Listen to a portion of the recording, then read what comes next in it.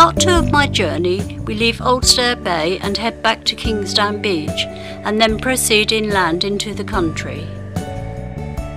I first visit St John the Evangelist Church in the seaside community of Kingsdown. It is a fine and beautiful example of a Victorian church built out of local ragstone on the orders of William Curling in 1853.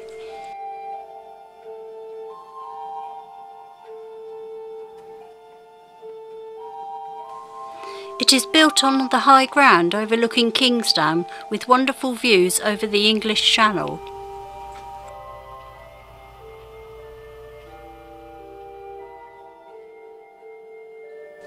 We entered the church through this impressive porch.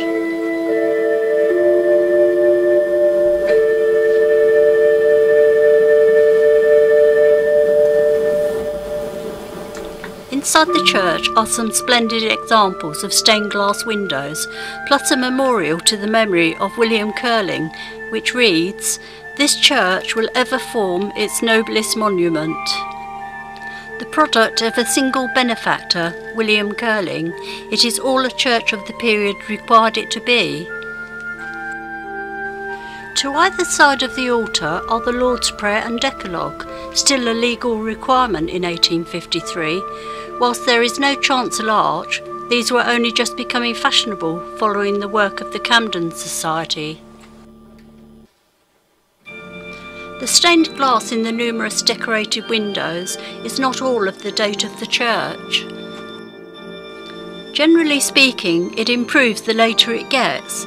There is a fine 2-light window opposite the door by C.E. Kemp & Co., St Peter and St Paul. Whilst in the northwest corner is a window made by Powell's and designed by Gerald Smith. This fine memorial to William Curling and Elizabeth his wife can be seen on the north side of the chancel, near to the east end of the church. It was Elizabeth Curling who selected the site that the church was to be built on, the site of a beacon for ships.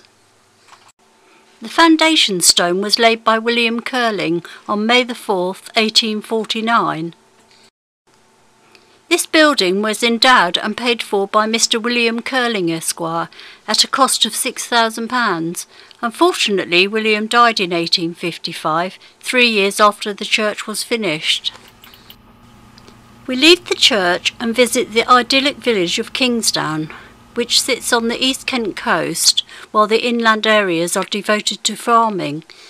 The modern village expanded in the 19th century as a fishing community.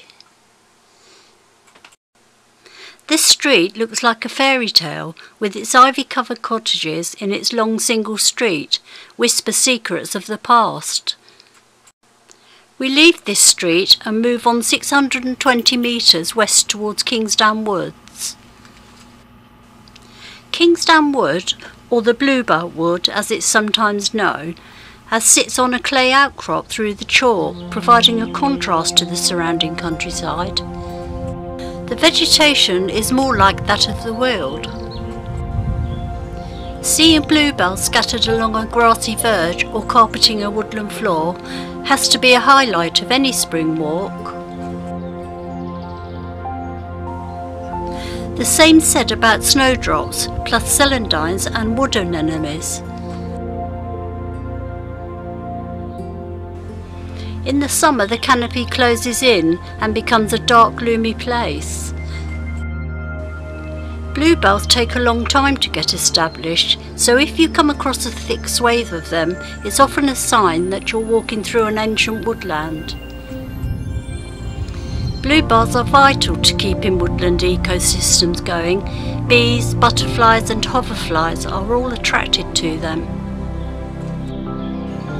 The striking blue and purple colours stand out among the greenery of the woodlands, making them easy to spot for these pollinators. Snowdrops are a welcome sight in a month which can often be cold and bleak. Unsurprisingly, they're symbols of purity, optimism and hope, and as such they're closely associated with Candlemas on the 2nd of February, which is the only day they can be brought into the house without causing bad luck. Until recently, the wood has been quiet in the summer, with a few birds apart from roosting wood pigeons. Some clearing has been made which opens up parts of the wood to the sunlight. This has encouraged nesting birds like the woodpeckers, blackbirds, robins and wrens, just to name a few. The southwest part are quite large trees, while the greater part of the other half are hawthorn. Butterflies can be seen, the painted lady, speckled wood and red admirals, and other insects as well as spiders in their webs, emphasised by the morning dew, has increased in these areas. We leave the woods and make our way southwest about 2.5 miles, where we see 2 combine harvesters working.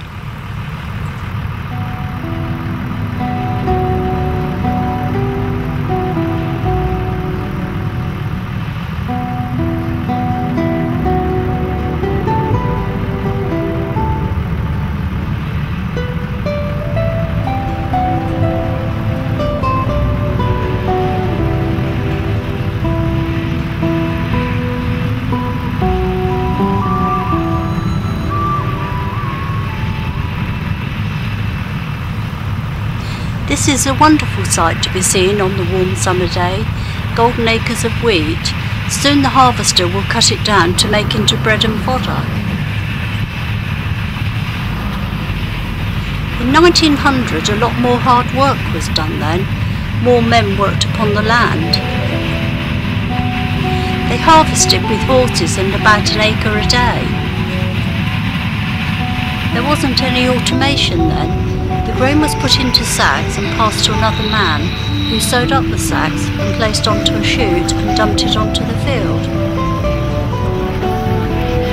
This was later collected with a horse and cart. The seed was sown by hand.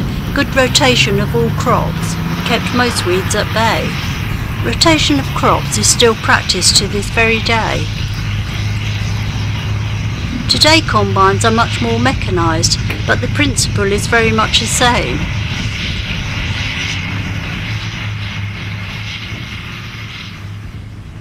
There's an awful lot going on inside a combine harvester. There are many gears, blades, augers, conveyor belts, levers and wheels, and its diesel engine.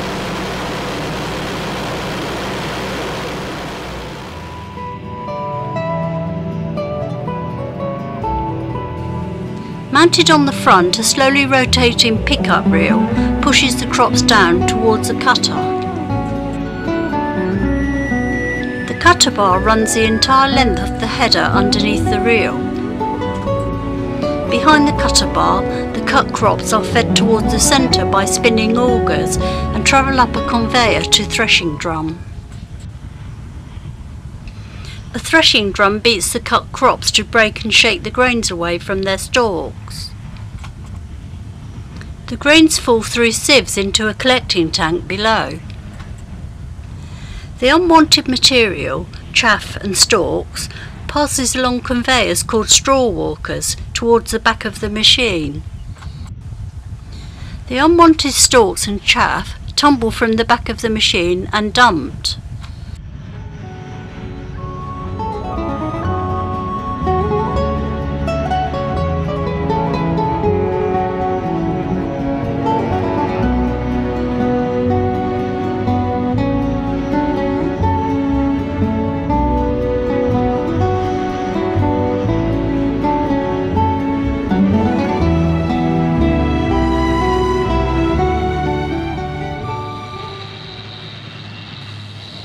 When the grain tank is full, a tractor with a trailer on the back pulls alongside the combine. The grain is carried up from the tank by an elevator and shoots out of the side pipe into the trailer.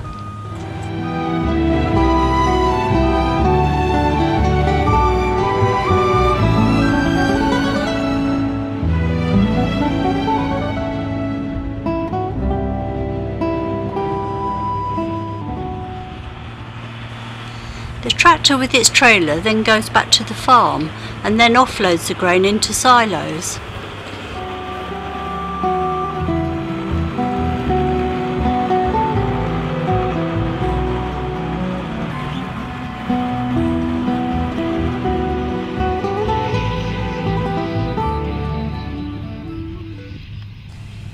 At the end of the 19th century, much of the corn was cut by hand and using the scythe, and then gathered into sheaves by the sickle.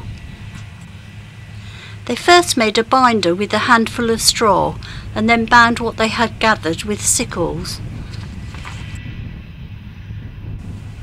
These were then stacked by hand. These were called stooks. There was 8 per stook and left to dry. Using horses pulling this conveyor would pick up the stooks and load them into a horse-drawn cart. Wheat harvested in this way would be taken back to the barn and threshed with the primitive flail.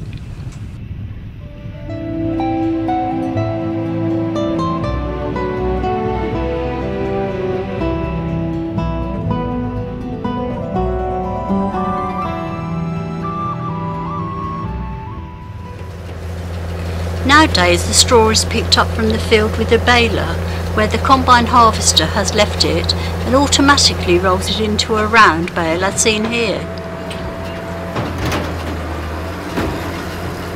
The round baler picks the hay from the ground and feeds it into the bale chamber. The straw is then wrapped onto itself by means of 6 to 8 long rubber bells, which are around 7 inches wide. As extra straw is picked up and drawn into the baling system, the bale becomes spherical and fills the bale chamber. The straw exerts pressure upon the belts that is in turn monitored by way of the hydraulic system. As soon as the predetermined tension is reached, a signal is transmitted to the tractor driver. The driver stops the tractor and the bale is wrapped with baler twine or protecting sheeting. After wrapping, the pressure on the belts is released and the whole rear part of the baler is opened via hydraulic cylinders. The bale then released and rolls out onto the ground. The baler is pulled forward by the tractor. The rear closes and baling resumes. Balers were first developed around 1940. The first balers produced rectangular bales. These were small enough for a person to lift, usually between 32 and 45 kg each. Rectangular bales are still produced today, but round bales are easier to produce. The round bale is left in the field, will discard most of the rain, and there will be very little wastage. If it was left on the ground ready to bale, a large proportion of it, if not all, would be ruined by rain. Round bales are also easier to feed out. You can just roll them along and the straw unravels. The reason they are in empty fields is that because of their good keeping qualities, you can bale them up and then just leave them where the baler spat them out until you need them. This reduces handling and storage. When the harvesting has finished and all the baling has been done and collected in, it is time to plough. Ploughing normally takes place mainly in the autumn. This is a picturesque sight, the following of plough where the herring gulls keeping close behind the tractor, they were keen to feed on anything brought to the surface. A flock of crows, mainly jackdaws, were also quick to move in for the feast. Gulls follow a tractor as the plough disturbs the insects, and that means there is lots of food available. A basic plough consisted of a circular blade in front of a larger curved one, in an arrangement for a horse or tractor to pull through the ground. Some ploughs had more than one set of blades. The circular blades cut through the ground, and the curved ones turned over and buried the top. It took skill to set the blades so that they cut at a suitable depth. Too shallow would mean that the weeds would see daylight and grow, so contaminating the next crop. Too deep would mean that the winter frost was less likely to penetrate the topsoil.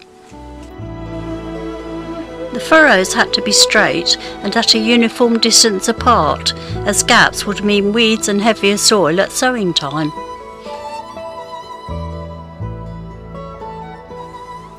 The soil needed to be in the right state for ploughing. Too dry and hard would mean that the plough would not readily go through it, and too wet would mean that the furrows would be washed away. In the 1800s, ploughing was achieved by pulling a plough by steel cable between two engines at opposite ends of any field. John Fowler is not any relation to me, I might add. He became one of Britain's most successful agricultural engineers who invented steam ploughing. Ploughing today with the driver and a tractor will be a thing of the past. In years to come, autonomous tractors will be taking over and are already in use, having advanced sensors and systems controlled by means of GPS. On the way to my next location, we proceed east about 1.5 miles to pass Oxney Bottom Woods, situated on the east side of the Dover-Deal Road. Oxney Bottom, as it is known, is small woodland located near Deal and Dover in Kent. These haunted woods of Oxney has a long history. In 1192 AD, an abbey was founded, and St Nicholas Church was built at Oxney as a chapel of ease. The church served the needs of the workers and owners of the Oxney estate. The abbey was dissolved in 1535, and the church was used for storage and eventually for burial of the family of nearby Oxney Court. The building began to ruin until just the walls and headstones were left, as can be seen today. Many dark stories have emerged from the location, and people claim to have spotted ghouls and spirits lurking in the ruins. One being the highwayman ghost. In the 1700s, the son of an innkeeper from nearby Deal decided that the dark twisting road through Oxney Bottom was a great place to make some money. As a highwayman, he would hide in the trees and step out in front of Dover-bound coaches, relieving passengers of jewellery and money at gunpoint. He was eventually ambushed by 2 policemen and was hanged from a tree at the site of his crimes. It's alleged that his spirit is said to still roam the woods today. Many dark stories have emerged from this location, and people claim to have spotted ghouls and spirits lurking in the ruins, including the infamous Grey Lady. The Grey Lady, whom has a reputation for walking out in front of cars as they drive through the dark, wooded area. This is supposedly the ghost of a woman killed by a horse and cart as she collected water. One of the most well-known Grey Lady sightings came from a coach driver, unable to avoid the apparition of the woman. He ended up driving straight through it, but no physical body was hit. The stories don't stop there, and there have been accounts of a woman boarding a double-decker bus and climbing the stairs. When a member of staff followed her to get her bus fare, the woman had seemingly disappeared. The area was rife with smuggling activities in the 18th century. Deal and Dover, being a seaside towns, were very popular for smuggling and luring ships to wreck them and steal cargo. There were rumours of contraband being stashed in the ruined chapel. The area would have been a dangerous place to visit. It is thought perhaps rumours of ghosts were spread by smugglers to keep locals away from the area where their loot was kept. We were unable to interview any of these smugglers, so we will never know the truth. We continue our journey along this road about 1.5 miles, which takes us into Ringwould, where we see a wonderful working windmill. This is a smock mill that was built in Drellingore. Drellingore is a village in southeast Kent. It lies in the Orkham Valley, an area of outstanding natural beauty between Folkestone and Dover. This mill was moved 9 miles from Drellingore to Ringwould in the early 19th century. Ripple Mill is a 3-storey mill on a single-storey brick base. This mill does not have a stage. It has 4 single patent sails and a Kentish-style cap. The mill cap is turned by a fantail by means of the wind. This turns the sails into the prevailing wind. This mill has 3 pairs of millstones as shown here.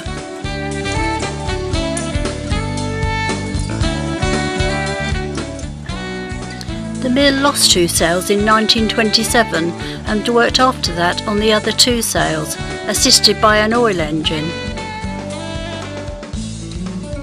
The mill was working during the Second World War. It was decided not to issue an appeal to restore the mill due to a lack of local support in 1955. The mill was then acquired by Rediffusion Limited and they stripped out all of its machinery. The mill was festooned with aerials and used as a television relay station with poles and cable to relay TV programmes to all the houses that were wired for this service. There is still evidence of the rediffusion system. Cables and poles can still be seen to this very day.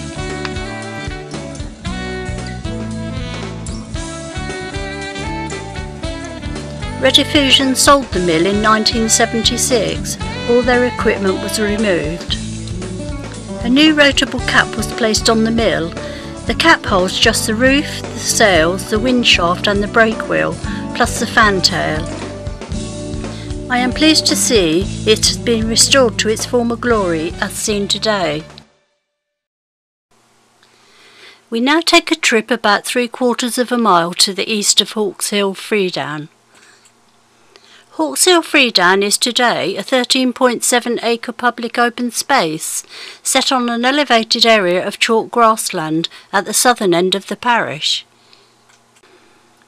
It is a designated site of nature conservation, reflecting its national importance for wildlife, particularly wildflowers and butterflies. But there is a lot of history here. This was the site of the former World War I and II airfield.